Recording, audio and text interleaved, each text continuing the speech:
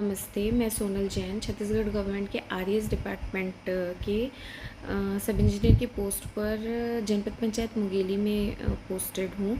Presently मुझे RES sub division Mungeli में attach कर दिया गया है 27 नवंबर 2025 को।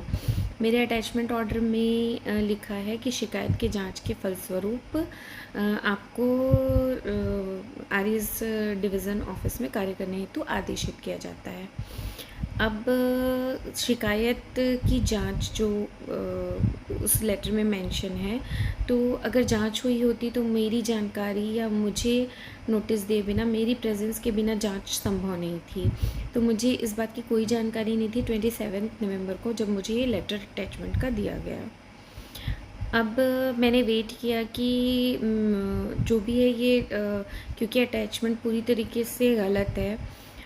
छत्तीसगढ़ गवर्नमेंट का ऑर्डर है, मंत्रालय से ऑर्डर है कि किसी भी एम्प्लॉय का अटैचमेंट, एक तो उसकी सहमति और दूसरा उसका एक प्रोसेस है, उसके बिना किसी भी कार्यालय में संलग्नीकरण पूरी तरीके से मतलब कि रोक है उस पर। तो मैंने वेट किया कि कुछ टाइम बाद वापस से मुझे मेरे फील्ड पर और जनपद ऑफिस में भेज दिया जाएगा, बट ये हुआ नहीं। उसके बाद मैंने सोशल मीडिया का सहारा लिया, क्योंकि ठीक है मैं कोर्ट जाऊंगी, मेरा ऑर्डर कैंसिल भी हो जाएगा, वहाँ से उस पर मुझे स्टे मिल जाएगा, लेकिन बहुत सी चीज़ें ऐसी होती है जो दुनिया के सामने आना ज़रूरी होती है। क्योंकि जब ऑलरेडी गवर्नमेंट का ऑर्डर है कि अटैचमेंट नहीं करना है, तो फिर आउट ऑफ द वे जा कर के ऑफिसर्स करते क्यों हैं। ज़िला CO mister Prabhakar Pandey sir ने मेरा अटैचमेंट किया, उस पर कलेक्टर सर का अनुमोदन भी है, और बिना किसी जांच के।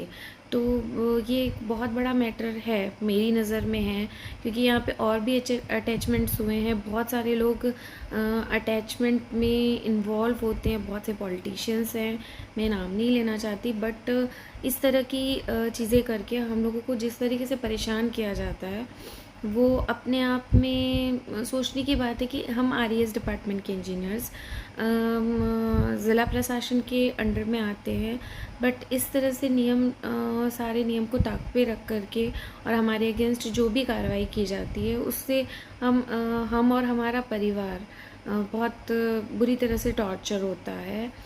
तो इस केस को मैं हाई कोर्ट लेकर ज़रूर जाऊंगी, बट उसमें मिस्टर प्रभाकर पांडे सर के अगेंस्ट एक मेंटल टॉर्चर का केस भी इस केस के साथ पुटअप होगा।